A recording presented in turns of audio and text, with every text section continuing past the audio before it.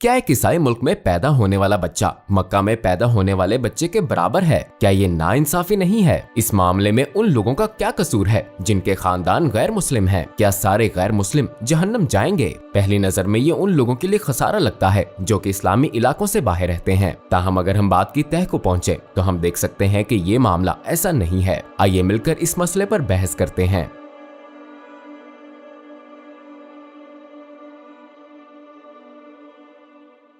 किसी खास इलाके में रिहाइश ईमान का लाजमी मियार नहीं है। इसकी कई मिसालें हैं। मिसाल के तौर पर आप में से अक्सर पैगंबर मूसा अलैहिस्सलाम की कहानी से वाकिफ हैं।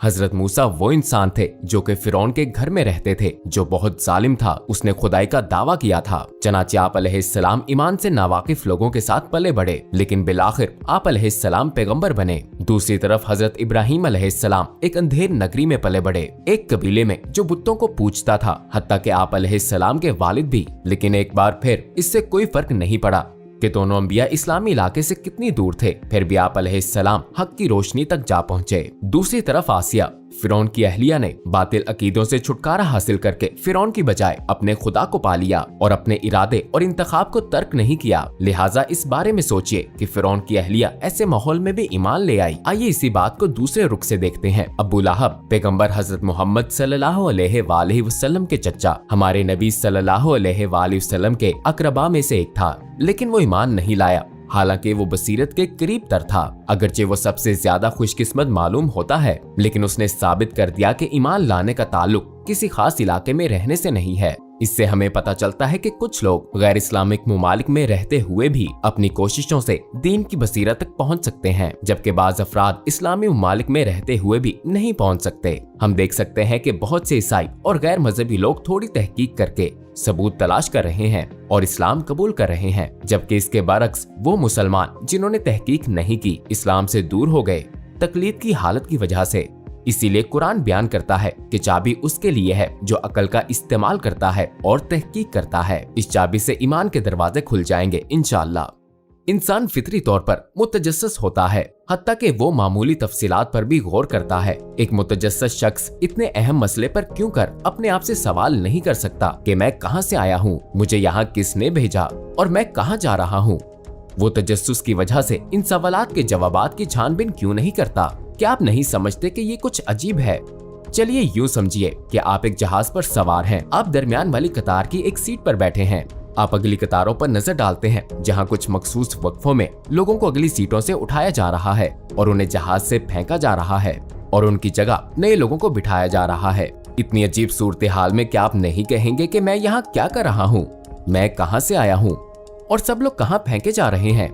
जल्द ही मेरी बारी भी आने वाली है। क्या आप मुतजस्सिस होकर किसी से वजाहत नहीं मांगेंगे? यूं समझिए कि इस मौके पर कोई आकर आपसे ये कहता है कि यहाँ जो कुछ भी हो रहा है आपको इस बारे में फिक्रमंद होने की जरूरत नहीं है। आप अपने सामने रखे कंप्यूटर पर अपनी पसंदीदा वीडियो गेम खेल सकते हैं।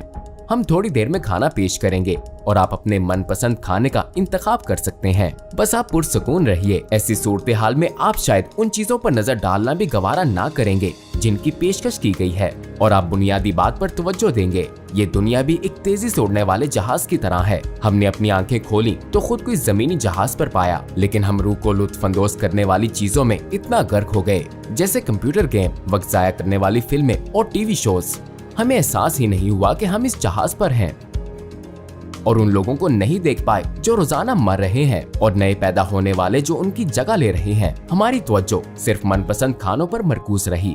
इस जगह पर हम सब कसूरवार हैं। अपना वक्त उन खिलौनों के साथ सर्फ कर दिया जिन्होंने हमें नशे में रखा, मुख्तलिफ अंदाज से तहकीक की महारतों को इस्तेमाल करने से रोक दिया। हालांकि हम उस नौकरी के बारे में तहकीक करते हैं जो हम मुस्तकबिल में करना चाहते हैं या अपनी ग़ज़ा के बारे में आर्टिकल पढ़ते हैं। क्या हम जानते हैं कि आखिरत में क्या चीज हमारी मुंतज़िर है?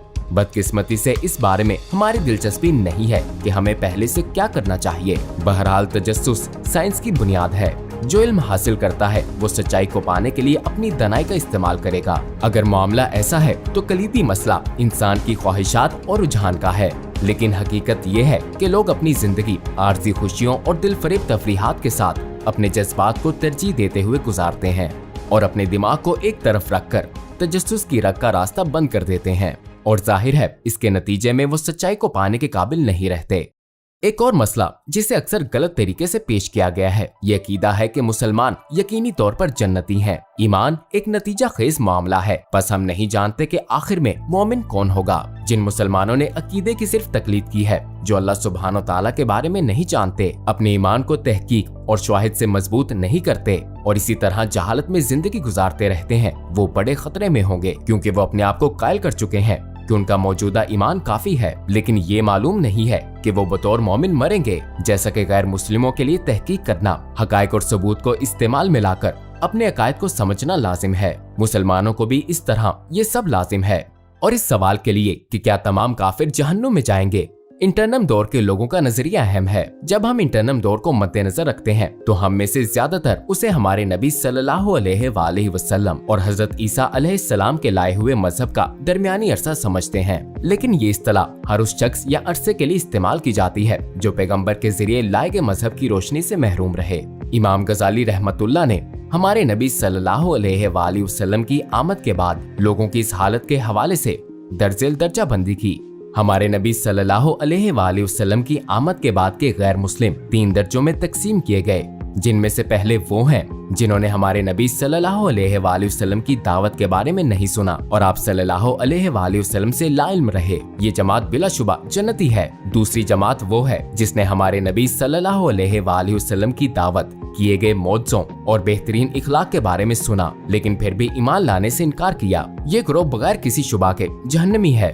तीसरी जमात वो है जो दोनों के दरमियानी मकाम की है, अगरचे उन्होंने हमारे नबी सल्लल्लाहु अलैहि वसल्लम के बारे में सुना, लेकिन उन्होंने आप सल्लल्लाहु अलैहि वसल्लम की खूबियों और खासियतों के बारे में नहीं सुना। ये लोग आप सल्लल्लाहु अलैहि वसल्लम को उस वक्त जानते थे जब आप छोटे थे और बाद में एक झूठे नबी के तौर पर, नौजुबिल्लाह, जिसका नाम मोहम्मद है, उन्होंने हमारे नबी सल्लल्लाहु अलैहि वसल्लम के बारे में मनफी प्रोपोगंडा के अलावा कुछ नहीं सुना। बहरहाल इमाम गजाली रहमतुल्लाह हतमी तौर पर इस जमात के बारे में कुछ नहीं कहते, वो अपनी बात जारी रखते हैं। मेरी राय में उनकी हालत पहले ग्रोह के लोगों जैसी है जिन्होंने आप सल्लल्लाहु अलैहि वसल्लम के बारे में कुछ नहीं सुना, क्योंकि उन्होंने आप सल्लल्लाहु अलैहि वसल्लम का नाम मुतजाद खसूसियात के साथ सुना। इस सूरत में लोगों को सच दरियाफ्त करने, तनकीदी सोच रखने और तहकीकात करने की तरगीब नहीं होती।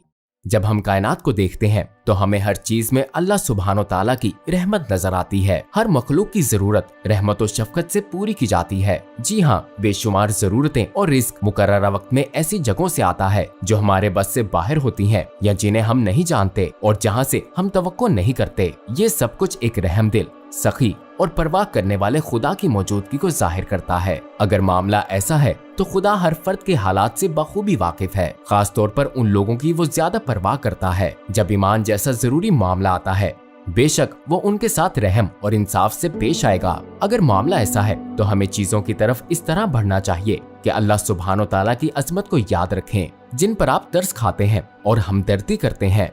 क्या अल्लाह सुब्हानो ताला उन अफराद के साथ बेरहम हो सकता है? क्या हम फर्ज कर सकते हैं कि अल्लाह सुब्हानो ताला जो इतनी मोहब्बत करने वाला है, जिसने आपको हमदर्दी के जज्बात दिए, क्या वो उनके लिए हमदर्दी नहीं रखता? अल्लाह सुब्हानो ताला इंसाफ पसंद है और ये नजरअंदाज नहीं करना चाहिए। इसमें कोई शुबा नहीं कि वो इस सूरत हाल में आखिरत में कायम की गई अदालत में इंसाफ पर मबनी फैसला करेगा। इन मालूमात के हवाले से अगर हर शख्स को उसकी नीयत के मुताबिक परखा जाए और जवाबदेह करार दिया जाए तो हमें अपने आप से सवाल करना चाहिए कि मैं अपने मौवाक़े कितनी अच्छी तरह इस्तेमाल कर रहा हूँ। मैं किस हद तक इन मुतालबों को मुकम्मल करने के काबिल हूँ जो मुझे पेश किए गए हैं।